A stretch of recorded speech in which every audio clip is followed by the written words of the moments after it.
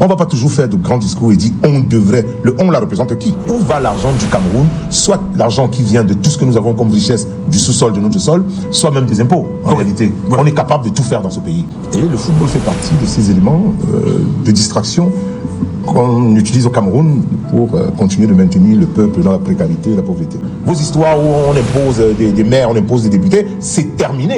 On ne peut pas rêver d'un très bel avenir dans ce pays quand, voyez-vous, les meilleurs emplois sont choisis et encadrés pour une certaine caste, quand les meilleurs concours du Cameroun sont choisis et encadrés pour les mêmes castes. On utilise le football comme opium, entre guillemets. Entre-temps, on nous fait jubiler derrière notre petit écran, dans les bars, dans la rue et tout.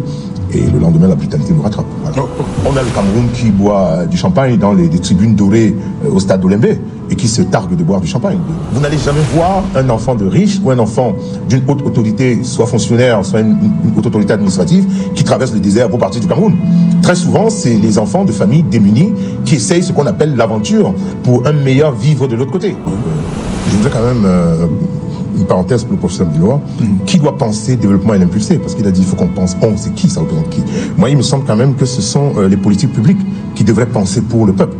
On dit, voilà, il a pris l'exemple des dragons d'Asie, il a pris l'exemple de la Chine, c'est les gouvernants qui ont mis en place des politiques pour impulser le développement. On ne va pas toujours faire de grands discours et dire on devrait. Le on la représente qui? C'est ceux qui gèrent la politique et les politiques publiques qui devraient avoir une réelle vision sur ce qu'on veut faire du Cameroun. Parce que le citoyen lambda n'a pas toujours l'intelligence nécessaire ou la pensée nécessaire pour imaginer qu'on peut développer un pays autrement. Ce sont les élites, soit les élites politiques, soit les élites gouvernantes qui devraient, ou alors qui sont dans certains pays, à l'avant. Vous savez, en Chine, par exemple, pour rentrer dans le parti communiste en Chine, c'est par des élections. On ne copte pas, c'est des élections.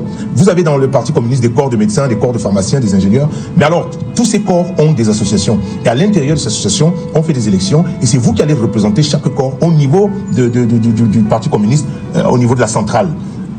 Au niveau de la centrale. Donc, maintenant, le Cameroun a des capacités incroyables. Les Camerounais ont été résilients tellement d'années, 45-50 à peu près, que les Camerounais sont devenus de véritables génies. Leur génie a explosé. Mais nous voyons souvent des jeunes... comme les Cubains, hein? Oui, enfin, un peu, tout à fait, parce que les Camerounais ont une capacité de résilience telle que ils sont très inventifs. Quand vous voyez des Camerounais dans d'autres pays, et avec toutes les autres diasporas noires, les Camerounais se démarquent toujours, de toutes les façons. Soit par leur intelligence, soit par leur agilité, soit par leur façon de percevoir les choses très rapidement.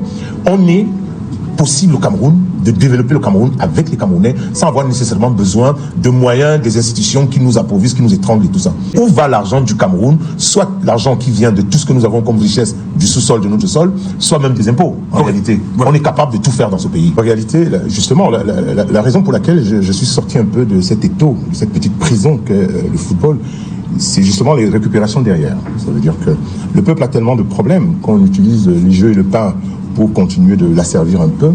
Et le football fait partie de ces éléments de distraction qu'on utilise au Cameroun pour continuer de maintenir le peuple dans la précarité et la pauvreté. On a la joie, c'est une joie éphémère. On oublie pendant 2 heures de temps les réels problèmes que nous avons. Jusque-là, c'est bien que le football puisse servir de moteur dans un pays où tout est construit. Si le Cameroun était un pays construit, normalement développé, le football aurait été un amusement, entre guillemets, qui permettrait au peuple de souffler. Mais nous n'avons rien construit. Le pays a des difficultés énormes, mais on met le football en avant. On pense, comme ceux qui fument, ils disent je fume pour oublier mes soucis, comme ceux qui boivent, je bois pour oublier mes soucis, mais sauf que les soucis ils partent jamais, ils sont réels. Donc on utilise le football comme opium, entre guillemets, et le matin on se réveille avec la brutalité de la réalité, comme j'ai dit, de la veille ou de l'avant-veille. Et on profite un peu de l'ignorance des Camerounais, l'ignorance des populations dans nos villages, dans nos villes, dans certains quartiers de nos villes. Parce qu'être en ville n'est pas toujours synonyme d'accès à la connaissance, comme on croit. On peut être en ville, mais on est complètement englué dans une ignorance criarde. Donc les Camerounais devraient regarder, ok, et le football, pourquoi pas les autres sports peut-être, mais le football permet, entre guillemets, comme on dit, de se distraire ou de distraire le peuple. Mais en même temps, le football est utilisé comme un instrument de distraction, justement, et pour empêcher au peuple de regarder les vraies réalités. En ce moment, il y a tellement de réalités profondes que nous traversons, que ce soit sur le plan social, la politique, l'économie, les finances du Cameroun sont à terre. Mais entre-temps, on nous fait jubiler derrière notre petit écran, dans les bars, dans la rue et tout. et le lendemain, la brutalité nous rattrape. Voilà. J'ajoute une chose, on parle d'avenir. Moi, je me pose la question de savoir, est-ce qu'on peut parler d'avenir sans dire la vérité? Est-ce qu'on peut parler d'avenir quand il existe deux types de Cameroun? Le Cameroun des discours, inutiles et futiles, et le Cameroun des Camerounais qui souffrent. Il faut qu'on leur dise la vérité. Ceux qui font les gros discours sont souvent ceux qui profitent un peu. Leur dire la vérité peut changer quelque chose dans leur quotidien. La vérité a franchi de toutes les façons. Quel que soit le cas, la vérité, elle a franchi. On a le Cameroun qui pleure dans les quartiers, dans les villages et tout. On a le Cameroun qui boit du champagne dans des tribunes dorées au stade d'Olembe et qui se targue de boire du champagne, du 7e art qui coûte cher. Donc du coup, comment voulez-vous parler d'avenir à des types comme ceux-là? On parle d'exode, on parle de fuite de cerveau. Et je dis effectivement, les gens parlent parce que soit ils rêvent d'un avenir meilleur, soit ils rêvent d'une lumière, parce que la luciole, dès qu'elle voit la lumière, elle s'approche, elle se brûle. Donc, aller en Occident ou aller ailleurs, c'est bien, mais souvent c'est des rêves qui ne sont pas réalisés. Parce qu'on est mal préparé déjà à partir. On part parce qu'on se dit, je pars du Cameroun. Effectivement, on ne part pas toujours parce qu'on est anti-patriote. On part parce qu'on a des rêves à réaliser. Et dans les rêves à réaliser, il y a son bien-être personnel, il y a peut-être le bien-être collectif, la famille directe, et ensuite, quand on regarde ce que la diaspora investit dans les pays en Afrique, au Cameroun par exemple, c'est beaucoup d'argent. On va et puis on renvoie les biens du côté du Cameroun, soit on construit, il y a en ce moment, il y a beaucoup d'entreprises qui se mettent en place et qui sont le fruit des enfants camerounais de la diaspora. L'avenir des Camerounais peut se jouer partout dans le monde. L'avenir des Camerounais peut se jouer en Chine, peut se jouer au Japon, aux États-Unis, en Allemagne. Et c'est vrai qu'en Allemagne, on a une pléthore d'ingénieurs. On a la plus grosse diaspora noire de médecins, d'ingénieurs en Allemagne.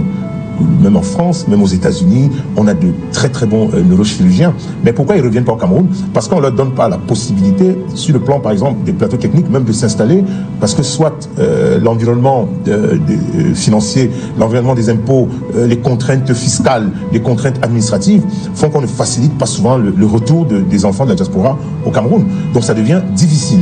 On ne peut pas rêver d'un très bel avenir dans ce pays quand, voyez-vous, les emplois, les meilleurs emplois sont choisis et encadrés pour une certaine caste, quand les meilleurs concours du Cameroun sont choisis et encadrés pour les mêmes castes. Donc les autres qui sont dans les villages, les autres qui sont dans les quartiers, entre guillemets, moyens ou pauvres, à la limite, modestes, se disent, ce Cameroun, ce n'est pas pour nous. Vous n'allez jamais voir un enfant de riche ou un enfant d'une haute autorité, soit fonctionnaire, soit une haute autorité administrative, qui traverse le désert pour partir du Cameroun. Très souvent, c'est les enfants de familles démunies qui essayent ce qu'on appelle l'aventure pour un meilleur vivre de l'autre côté. Maintenant, c'est ce que je voulais ajouter. Il est très difficile, parce qu'en plus, quelqu'un l'a dit d'ailleurs tout à l'heure, les Camerounais ne font plus confiance au système. Les Camerounais ne font plus confiance aux gouvernants. Et c'est l'un des plus gros problèmes du Cameroun en ce moment. En fait, les jeunes ne font plus confiance. Vous avez vu, à un moment donné, on avait dégoûté les jeunes de la politique. C'est entre 2024 et 2025, il y a eu de grosses campagnes qui ont ramené les jeunes vers la politique. Et les jeunes ont décidé de mettre à bas le système en question. On fait le choix de faire ce qu'ils ont fait. Et bon, maintenant, c'est ce que je voulais ajouter. Les jeunes sont retombés dans le découragement. Qu'est-ce qui s'est passé en 2025 certains jeunes sont tombés dans le découragement quand ils ont vu la conséquence de leurs actes dans la rue. Ils se faisaient fesser, ils se faisaient enfermer. Certains sont encore en prison en ce moment. Mais les jeunes sont déterminés, ça je vous le dis, les jeunes sont déterminés en 2027 d'en découdre avec ce système définitivement. Et aux élections locales, la proximité, c'est les individus, ce ne sera plus une histoire chimérique du genre, il y a un président à Yaoundé qu'on ne connaît même pas, toutes ces élites viennent au village. Non, il faut voter le président bien. Là maintenant, c'est que Serge Alain Ouattara vient poser des actions claires ici. Monsieur Zadou, le professeur Biloa vient poser des actions claires. Voilà, mon camarade qui est président d'une association à côté, il pose des actions claires. On dit c'est lui qu'on veut. Vos histoires où on impose des maires, on impose des députés, c'est terminé. Il faut que cette association-là le comprenne définitivement.